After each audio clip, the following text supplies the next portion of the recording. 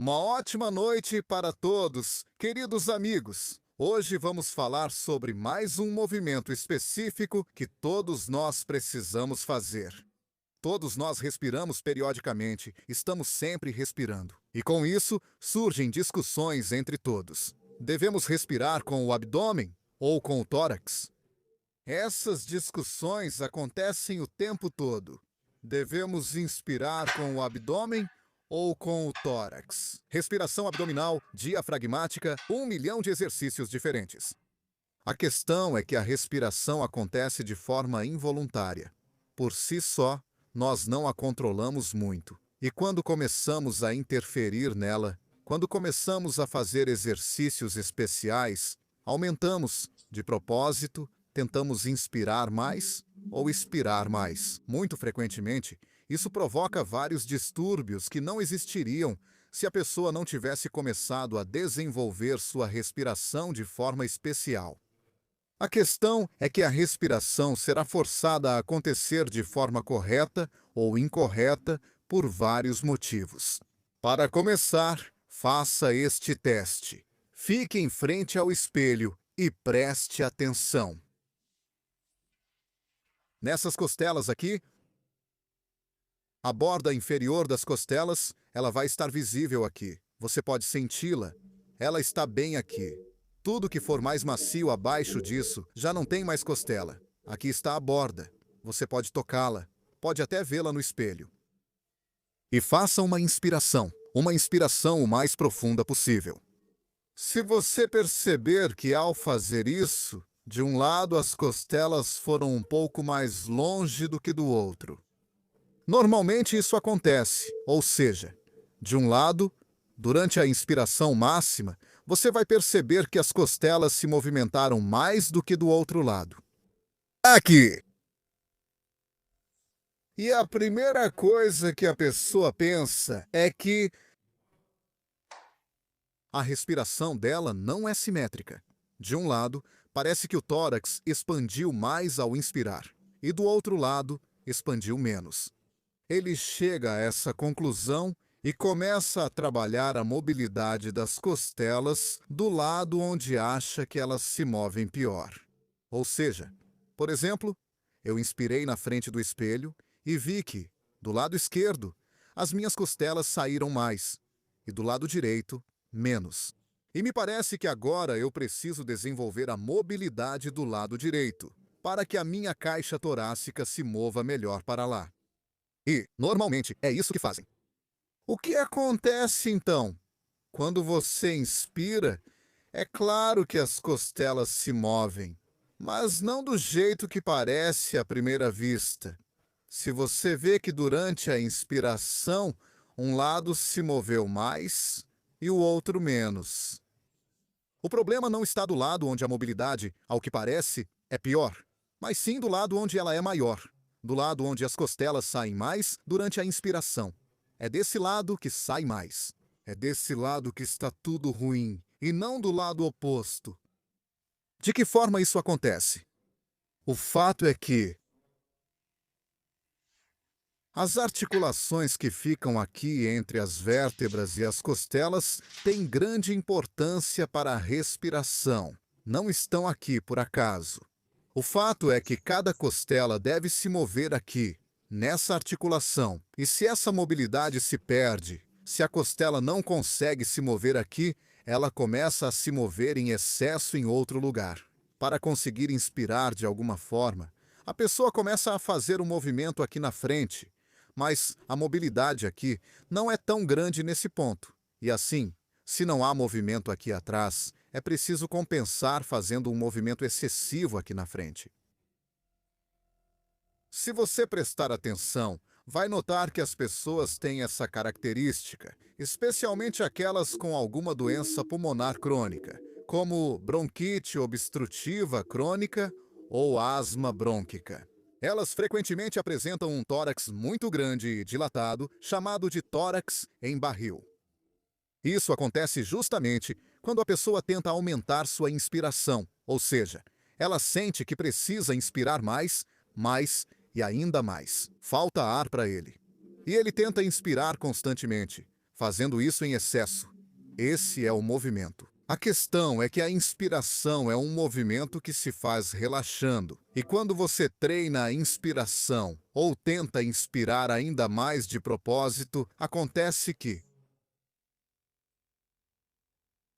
a caixa torácica começa a se mover de forma excessiva, podendo até mudar de forma. Ou seja, essas distâncias entre as costelas vão aumentar.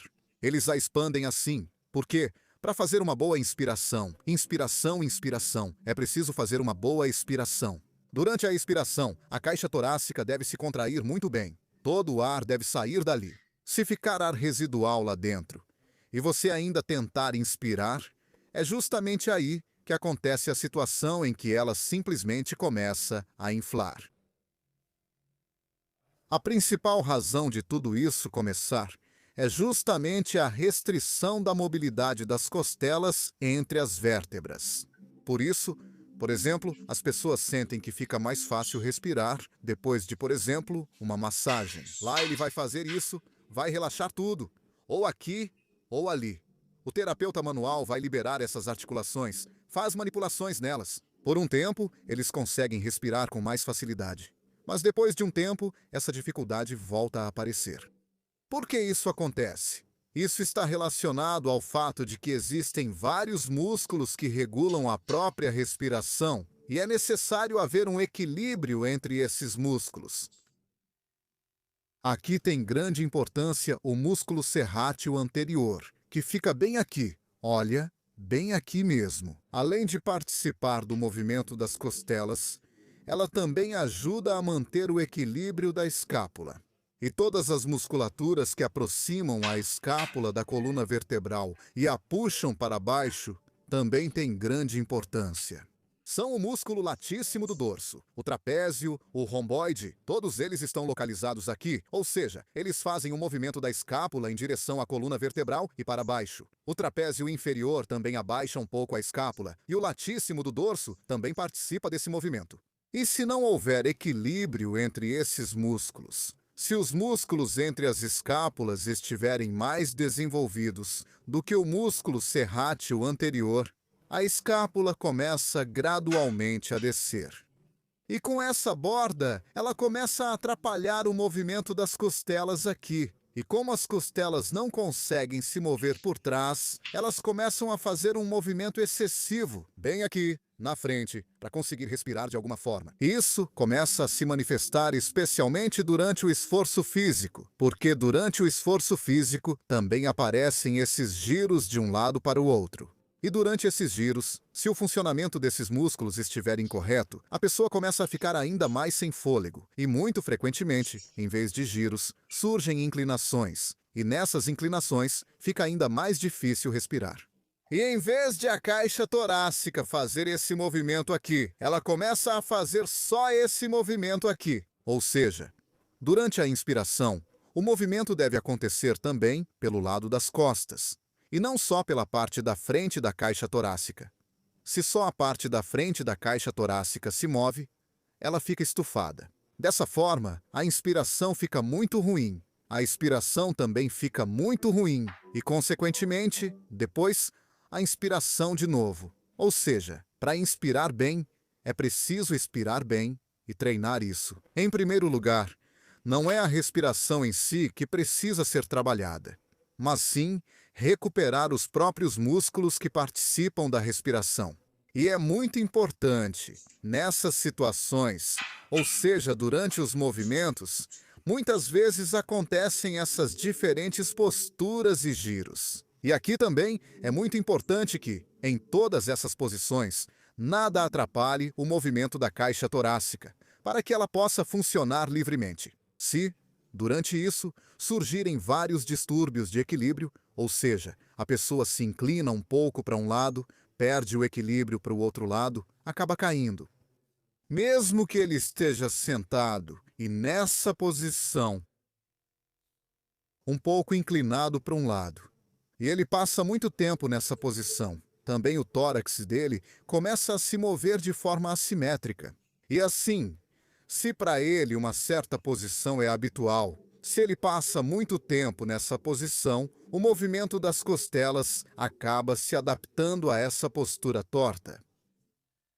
Dessa forma, além da respiração pelo abdômen e pelo tórax, também existe a respiração pelas costas, para que, no final das contas, possamos entender qual deve ser a respiração, abdominal ou torácica. Preste atenção, por exemplo, nos atletas de atletismo, em como eles correm. Veja se pelo menos um deles usa a respiração abdominal, se a barriga dele fica assim para fora durante a corrida. Se você começa a inspirar pelo peito, quando o ar ainda não saiu, ou seja, não fez uma expiração completa e quer inspirar ali mesmo, é aí que sua barriga vai inchar. Porque você está tentando inspirar com esforço para um lugar onde já não é mais possível inspirar. Ou seja, a inspiração é feita em um intervalo de tempo muito curto. Ou seja, ela é várias vezes mais curta do que a expiração. A expiração deve ser bem longa, longa, e depois uma inspiração bem curta. Nesse curto intervalo de tempo, o ar entra. Se você expirou bem, ou seja, durante a expiração tudo isso se contrai. E então, quando os músculos simplesmente relaxam, o ar entra sozinho. E depois, novamente expira. E então, inspira, meio segundo. Expira, bem longo. Quanto maior o volume respiratório da pessoa, não o volume do tórax, mas sim o volume respiratório, quanto maior ele for, maior será essa relação entre a duração da expiração e da inspiração. Se exigir que a pessoa faça uma inspiração muito longa, isso indica que ela não está expirando todo o ar dos pulmões corretamente. Existem situações assim. Continuação.